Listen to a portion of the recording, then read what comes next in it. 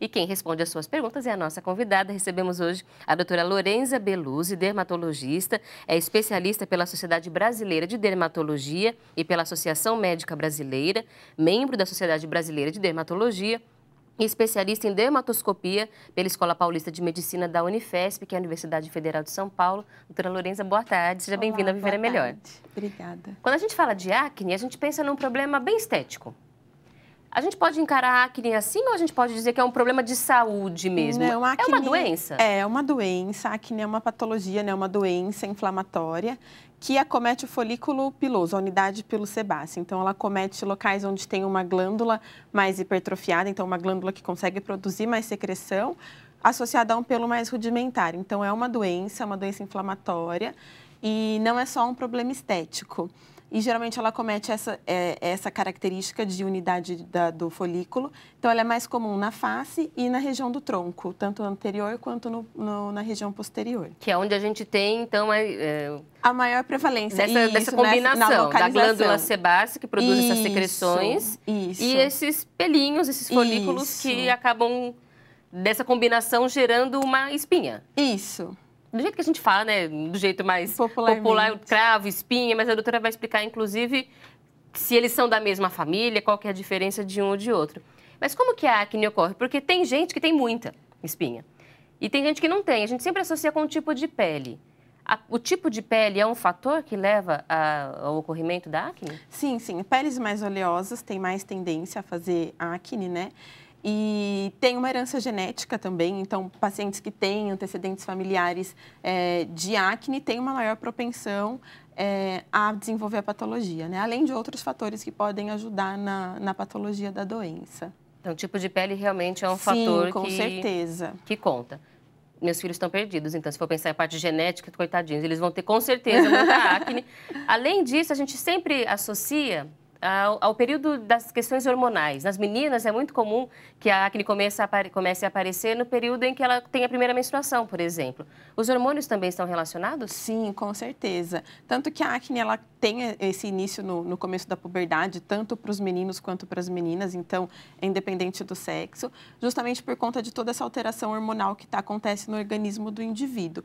E isso leva uma propensão maior ao desenvolvimento da acne, porque os hormônios eles podem atuar tanto na qualitativa quanto quantitativamente na composição do sebo, levando ao desenvolvimento da acne. Vamos entender como é que isso acontece, além desses fatores todos. Por exemplo, eu tenho pele oleosa, tenho os fatores todos. Como é que começa a aparecer uma espinha no meu rosto? Qual que é o processo que leva ao ocorrimento? Bom, vou tentar explicar de uma forma mais simples. Então, a gente tem ali no folículo, na unidade pilosebácea, a gente tem o pelinho e grudado no pelinho a gente tem a glândula sebácea, certo? Nessa imagem a gente consegue explicar? Isso, que a gente consegue ver ali. Então, vou levantar, doutora, por favor, pra gente Então, aqui a gente pode ver o folículo piloso e a gente pode ver aqui a glândula sebácea, certo? Então, o que acontece? Começa a ter um aumento na produção de queratina nessa unidade pilosebácea. Começa a produzir mais queratina no local e meio que obstrui a glândula sebácea. Obstrui a glândula sebácea, o que acontece ali? Começa a produzir sebo por essa glândula, esse sebo vai ficando acumulado no local. Que normalmente ele sairia. Normalmente ele sairia. Isso, ele faz uma oclusão e aí essa produção de sebo vai ficando acumulada dentro da glândula. E aí leva à formação do comedo, que é o chamado cravo, tá? Então, o comedo, ele pode ser o comedo aberto ou o comedo fechado. O comedo fechado é aquele pontinho branquinho, de cravinho branco, que popularmente se fala, que é quando fica essa obstrução. Quando isso se rompe, forma aquele pontinho preto, é o chamado comedo aberto, que é o cravinho, que todo mundo conhece. Aí, como que a gente vai levar à formação da espinha, propriamente dita, que na verdade é a acne inflamatória? Essa secreção que fica ali acumulada, ela começa a ter uma maior proliferação de bactérias próprias do nosso organismo mesmo, que encontram condições favoráveis à sua proliferação, ao seu desenvolvimento, e aí leva a um processo inflamatório no local. Esse processo inflamatório leva à formação da chamada espinha, que é a acne inflamatória. A gente tem aqui, por exemplo, quando isso acontece, quando a bactéria entra no meio da produção ali da glândula sebácea. Isso. Entendi. Aí aqui é quando já começa a inflamar. Isso. Começa a multiplicar a bactéria. Isso, ela leva a liberação de mediadores inflamatórios para toda a região, por isso que dá essa vermelhidão, dá todos esses sinais inflamatórios de eritema, de edema, e aí forma a chamada espinha. Mas esse processo, ele é obrigatório? Porque, por exemplo, eu conheço pessoas que têm muitos cravos, mas não tem espinhas. Não é obrigatório. E tem gente que não tem cravo, mas tem muita espinha. Muita espinha. Não é obrigatório. Tem pessoas que acabam ficando só na fase do comedo, que é a acne comedoniana, que a gente fala, que a pessoa desenvolve mais cravos, que seriam os pontinhos pretinhos, né? E tem a acne inflamatória, que são pessoas que têm uma maior tendência a fazer essas lesões inflamatórias. Fica, que o pessoal fala, mas é aquela espinha interna, né? Quando fica aquele inchaço dolorido, já é um grau mais avançado, isso. E a gente, vamos sentar para continuar conversando. A gente fala de acne, então, em tipos? Sim. Ou em graus? As duas coisas. Então, primeiro a gente faz uma divisão entre acne comedoniana, que é aquela acne que tem mais tendência a fazer os comedos, que são os chamados cravos, tá? E a acne inflamatória, que é a que faz essas lesões mais inflamatórias, que são as chamadas espinhas, tá? Então, até aqui a gente consegue ver que tem pessoas que fazem mais esses pontinhos pretinhos e os branquinhos, que é mais uma acne comedoniana, e tem as pessoas que têm tendência a fazer lesões mais inflamatórias. Então, aí a gente entra na acne inflamatória. A acne inflamatória e tanto a comedoniana, elas têm os graus, leve, moderada e grave, certo? E na acne inflamatória, a gente chega até a ter uma acne fulminans, que a gente fala, que é o paciente do processo inflamatório tão intenso que ele tem, ele chega a fazer até sintomas sistêmicos. Então, o paciente que tem uma acne muito intensa inflamatória, ele pode fazer febre, ele pode fazer artralgia, dor nas articulações, ele pode fazer um processo inflamatório muito intenso. É um quadro mais difícil. Isso, só por conta da acne. É um quadro mais raro, não é um quadro tão comum, mas que entra dentro da classificação da acne. E aí vamos começar agora a saber se é verdade aquelas coisas que falam pra gente ao longo da vida, quando a gente tem espinha. Além, então, de fator da hereditariedade, pais, irmãos, tios com espinhas, a chance da gente ter também é maior. A questão hormonal, sim, meninas e meninos no período da puberdade. Alimentação. Também. É verdade que, por exemplo, chocolate dá espinha? Na verdade, o que é verdade? É que alimentos com altos índices glicêmicos aumentam a incidência da acne. Então, não necessariamente o chocolate, mas o açúcar que tem no chocolate. Mas então não é a gordura que tem no alimento? Porque muita gente fala assim, alimentos gordurosos dão espinha. Então, não é só a gordura, é o açúcar que tem no alimento. Não é só a gordura, isso. Alimentos com altos índices glicêmicos tendem a apresentar mais quadro de acne. Então, assim, pacientes dão uma preferência para produtos integrais, uma alimentação mais saudável, tomar bastante líquido, bastante água, hidratação. Tudo isso são fatores que vão ajudar no tratamento da acne. Então, é verdade, mas pelo menos para mim, uma verdade que eu estava entendendo de um jeito diferente. Chocolate, então, dá um pouco de espinha, assim, mas não é só o alimento gorduroso em si, mas é o alimento com muito açúcar. Isso. E aí a gente tem que rever, então, a nossa alimentação pensando nesse tema. Outra questão que sempre falam, que vamos saber se é verdade. Estresse, tem relação com o surgimento e agravamento da acne? Tem relação. O estresse, ele pode alterar toda a nossa resposta no córtex cerebral e levar a uma alteração no eixo neuroendócrino e aí, consequentemente, acabar mudando um pouquinho a liberação dos hormônios e aí entra no mesmo fato da parte hormonal. Então, a parte do estresse pode, sim, contribuir para um agravamento. É claro que nenhum desses fatores são a causa da acne, mas eles podem agravar um paciente que já tem uma predisposição a apresentar o quadro. Além disso, a gente tem outros hábitos que para muitas pessoas são associados à acne, realmente quando elas param de fazer essas coisas melhora, que são hábitos mais de cuidado com a pele. Por exemplo, maquiagens, uso de maquiagem todo dia, a pessoa não limpa direito o rosto e aí começa a ter acne, ou de usar cremes que são muito pesados para a pele do rosto e para de usar esse tipo de produto, some a acne. É um tipo diferente esse, doutor? Seria uma acne por cosmético, né? O que acontece? Se você não remove adequadamente a maquiagem, se você usa coisas constantemente que obstruem aquele folículo, você vai acabar fazendo uma acne por oclusão. Então, você vai estar fazendo esse mecanismo de forma exógena. Então, você vai estar ocluindo aquele folículo e vai estar predispondo ele a desenvolver todo o processo inflamatório da acne. Então, os cosméticos, eles fazem aquele processo de não deixar a secreção sair. Isso. Eles criam essa barreira e aí induz... Fazendo uma oclusão do folículo, isso mesmo. Então, por isso que a gente sempre recomenda remover adequadamente a maquiagem, procurar usar produtos específicos para pele, para cada tipo de pele, produtos específicos para face, que são produtos diferentes do que a gente costuma usar para o corpo, porque tudo isso pode contribuir para um agravamento do quadro.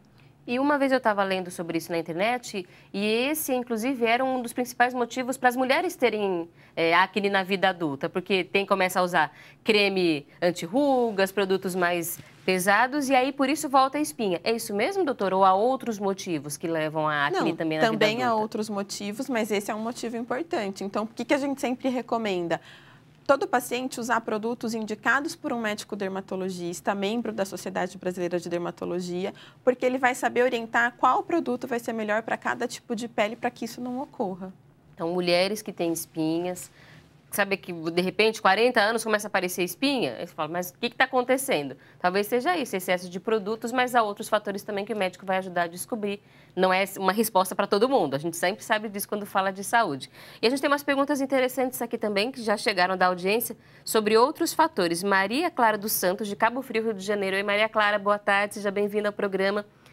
Quem tem ovários policísticos tem mais chance de desenvolver acne? Sim, porque entra no quadro hormonal, né? Então, a mulher que tem o ovário policístico, ela tem uma alteração hormonal e isso predispõe ela a ter um quadro de acne. Então, assim, todas as pacientes que têm essa alteração hormonal, esse hiperandrogenismo que acontece no ovário policístico, quase todas elas vão ter um quadro de acne. Porém, nem toda mulher adulta que tem acne tem uma alteração hormonal. O contrário não é verdadeiro. Agora eu tenho que fazer uma pergunta muito séria, porque todo mundo que sofre com acne passa por essa crise em algum momento. Por que a gente não pode espremer as espinhas e tirar os cravos do rosto, doutora? Assim, se a gente fizer isso de forma... com um profissional especializado, até pode ter lesões que podem ser removidas, mas o próprio paciente ficar cutucando, ficar apertando a espinha, o que acontece? Primeiro que a asepsia do local não vai estar adequada, então às vezes você não vai estar com a mão tão higienizada, o rosto também não. Tem bactérias próprias do nosso organismo que vão estar ali na pele. Você vai mexer num local que já tem um processo inflamatório, você pode aumentar ainda mais esse processo inflamatório e acabar criando uma lesão ainda maior. E o que acontece com isso? A gente manipula muito a lesão, ela inflama mais e ela tem um risco maior de fazer uma hipercromia pós-inflamatória. O que é isso? Essa lesão cicatrizar deixando uma mancha no local. E aí a paciente vai ficar toda cheia de manchinhas, toda cheia de cicatriz, que muitas vezes que muitas pessoas acabam ficando pelas também. cicatrizes. Então, por isso que a gente não recomenda ficar mexendo, porque você pode aumentar o risco de inflamar, aumentar... E aí o que era um cravo, por exemplo, vira uma espinha. Isso. E aí o risco de você ficar com manchas, com cicatrizes depois é muito maior. E é bem mais fácil a gente tratar a espinha que a gente tem agora do que a cicatriz que a gente pode fazer depois. E a gente chega agora na parte crítica mesmo, doutora, que é o que é que eu vou fazer com isso? O tratamento da acne. Eu vou começar com as perguntas das telespectadoras, porque elas já vão direcionando uma parte da conversa e o que faltar a gente vai comentando depois. Muito obrigada a Raquel, de Brasília, Distrito Federal. Oi, Raquel, boa tarde. Muito obrigada pela audiência e pela participação. A situação da Raquel é a seguinte. Tenho acne desde os 16 anos. Já tentei de tudo. Ela não conseguiu tomar um medicamento, que hoje tem sido muito utilizado para a espinha, a doutora já sabe qual que é o medicamento, porque minha dermatologista não liberou. Ela não contou aqui qual foi o motivo de não ter liberado, mas ela conta que hoje, com 22 anos, a acne só vem piorando. Ela não sai sem maquiagem, isso é muito ruim. A gente percebe, inclusive, que a acne traz esse prejuízo à autoestima, à qualidade de vida. E ela gostaria de saber se há algum tratamento caseiro ou alternativo sem ser com o uso do medicamento, que hoje tem sido que quase todo mundo tem procurado, doutora. Por caso da Raquel, quais são as alternativas que a gente pode pensar? Bom, a gente não indica, né, nenhum tipo de tratamento caseiro. Eu acho que o que ela tem que fazer é seguir as recomendações de um médico especialista, pela Sociedade Brasileira de Dermatologia, para buscar um melhor tratamento para ela.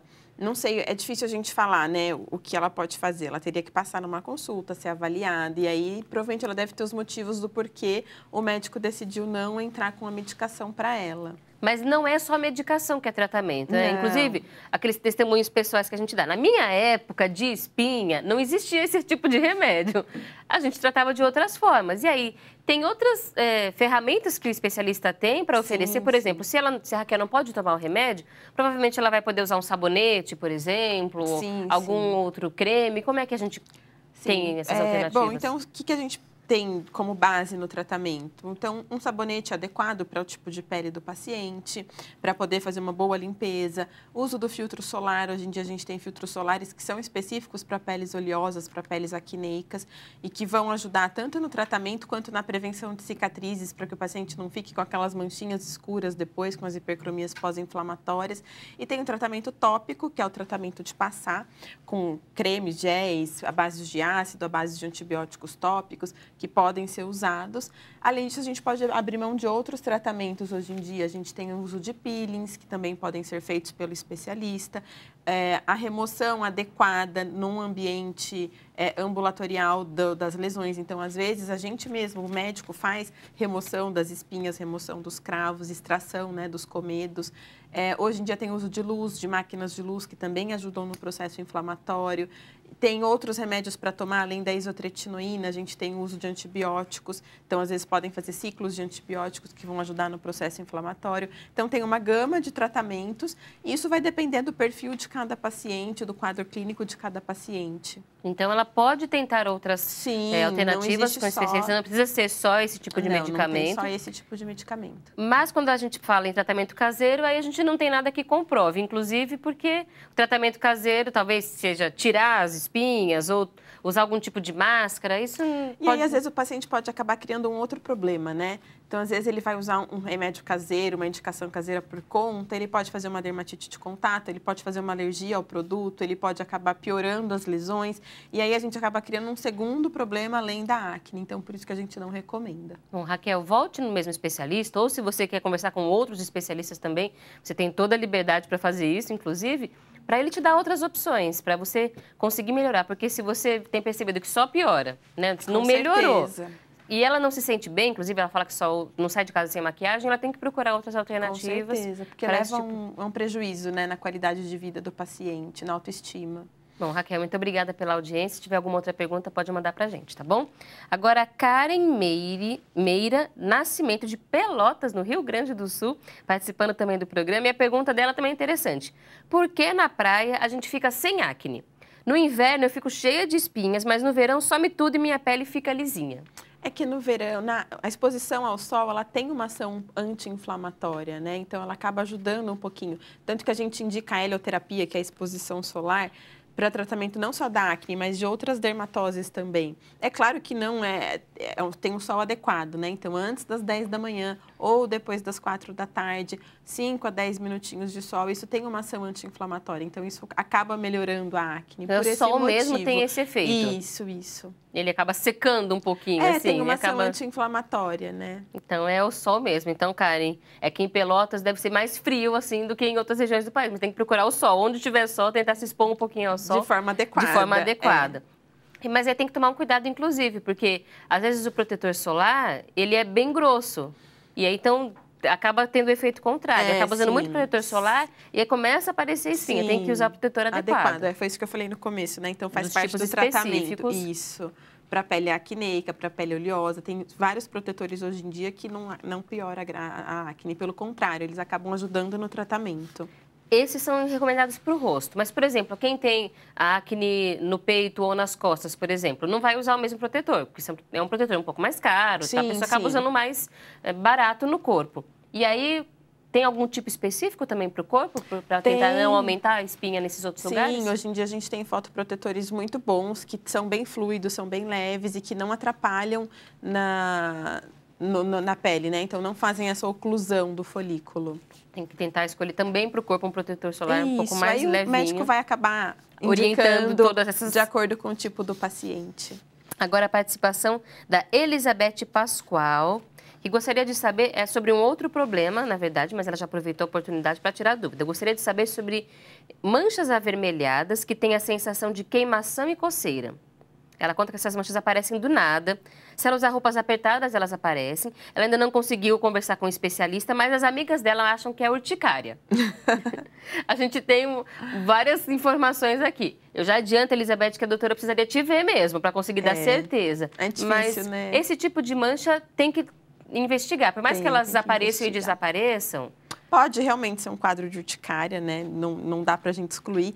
Mas é difícil, né? Sem ver a paciente, sem ver as lesões, não tem como falar o que é, né? Ela fala de roupas apertadas, se ela usa roupas apertadas, pode ser de contato pode ser uma também? urticária de pressão, tem vários tipos, né? Mas ela teria que passar em consulta com o médico especialista mesmo. Agora, uma pergunta que eu faço pela Elizabeth. Ela fala que some e desaparece. De repente, ela marca a consulta e quando ela tem consulta, ela não está com a lesão.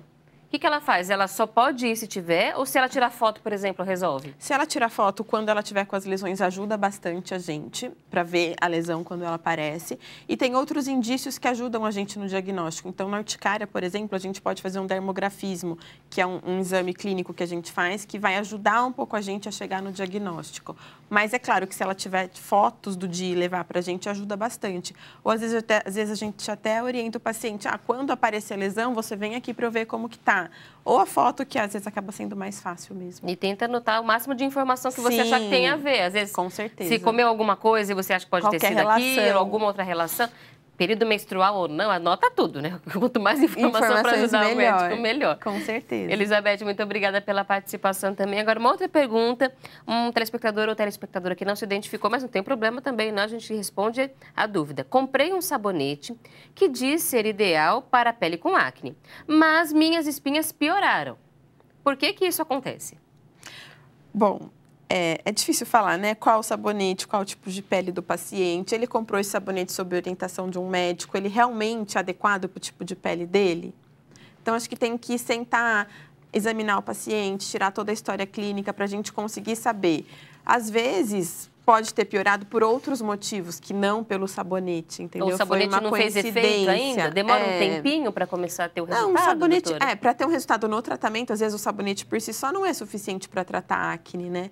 Então, é difícil falar se, às vezes, nem foi por conta do sabonete. Então, quando a gente vai a um consultório, por exemplo, o médico vai ter que fazer, para ter um tratamento completo, pensar em várias frentes. Sim. Só um sabonete, por exemplo, para pele oleosa, não vai resolver a acne. Dificilmente, só um sabonete Se não. for um grau mais elevado, por exemplo, vai ter que ter algum outro... Sim, algum outro tipo de tratamento junto. E aí, quais são as opções que o médico tem e o paciente tem de escolher para fazer o tratamento da acne? Então, a gente tem os tratamentos tópicos, né, que são os cremes de passar no rosto, que aí eles incluem os ácidos, incluem o antibiótico, às vezes até a associação dos dois, que são os ácidos que a gente fala, são os retinoides que a gente pode usar. Eles podem ou não ser associados a um anti-inflamatório, ou a um antibacteriano, desculpa, a um antibiótico, ou a uma medicação só bacteriostática, depende muito do quadro do paciente. Pacientes que tendem a ter mais uma acne comedoniana, que são mais cravos, geralmente só os retinoides entram no tratamento, que são conhecidos como os ácidos. Pacientes que têm mais espinhas, mais lesões, mais acne inflamatória, geralmente a gente precisa associar um componente antibiótico junto. Às vezes só o retinoide, o ácido, não dá conta do tratamento. Então, depende muito de paciente para paciente, mas, no geral, isso aí seria o pilar do tratamento tópico, né? Para todo mundo. Tem que ter pelo menos um sabonete, tem que ter sim, Na verdade, assim, a gente indica para todo paciente, independente dele ter acne ou não, que ele tenha um sabonete adequado para o tipo de pele dele, mesmo ele não tendo acne, que ele use um filtro solar adequado para a pele dele. Então, assim, independente do paciente ter acne ou não, isso não muda. A gente sempre vai orientar um sabonete, um filtro solar, uma limpeza adequada da pele. Isso vai variar de acordo com a queixa do paciente. E aí, esses cremes e essas outras pomadas, ácidos, eles vão acrescentando. Vão acrescentando. Às vezes, a gente precisa fazer tratamento oral, que aí entraria os antibióticos orais, a isotretinoína, que é um retinoide também, entraria uma outro tipo de tratamento. A gente pode fazer junto com esses tratamentos adjuvantes os peelings, que eu cheguei a falar no outro bloco, que também a gente pode fazer. Tratamento com luz, com efeito anti-inflamatório. Então, isso vai variar muito de caso para caso. A gente pode associar vários tratamentos, a gente pode fazer apenas um tipo de tratamento. Vai depender muito de cada caso. Quanto tempo a gente pensa de duração desse tratamento? Depende muito de que tratamento a gente opta por fazer. Mas, geralmente, para a gente saber se um tratamento está tendo uma resposta ou não, pelo menos umas 6 a 8 semanas fazendo aquele determinado tratamento para a gente conseguir ver uma resposta. No caso da isotretinoína, por exemplo, às vezes até mais, porque a isotretinoína no começo do tratamento ela pode ter uma piora do quadro, que é um efeito flare que a gente fala. Então, às vezes, esse tempo vai ser um pouquinho mais prolongado para a gente ver uma melhora. Então, também depende muito de qual tratamento a gente opta por fazer para a gente saber em quanto tempo a gente está vendo uma resposta. Mas, no geral, umas 6 a 8 semanas. Bom, então isso até já ajuda a entender também essa questão da pergunta que chegou do telespectador, que talvez ele não tenha usado o sabonete para o tipo de acne que ele tem. Sim. Talvez por isso piorou, mas porque também só o sabonete não seja suficiente para a pele dele. E é preciso um tempo para conseguir ver uma melhora mesmo na pele. Sim, com Se certeza. for mulher, então... Aí é uma questão que acaba se somando. O período menstrual, por exemplo, geralmente a TPM pode vir associada à acne. Sim, sim. Aí a gente tem um tratamento diferente, porque às vezes está tudo bem, mas naquele período as espinhas aparecem. Tem que fazer um tratamento específico ou nesse caso mesmo não há o que fazer? Não, tem o que fazer sim, depende. Às vezes a gente deixa um tratamento de manutenção, que ela vai fazer uso contínuo, e naquela época que tem a piora das lesões, a gente associa algum outro tipo de tratamento. Então, a gente deixa alguma coisa meio que de resgate para quando ela tem lesões e sempre usando algum tratamento de forma contínua. Que se for de uma mulher, por exemplo, que participou, pode ser que tenha piorado por isso, está chegando o período menstrual também, e aí tem tantas opções que tem que conversar difícil, com o médico mesmo e tem que ir conhecendo. Cada pessoa acaba reconhecendo o seu padrão, o seu tipo de lesão.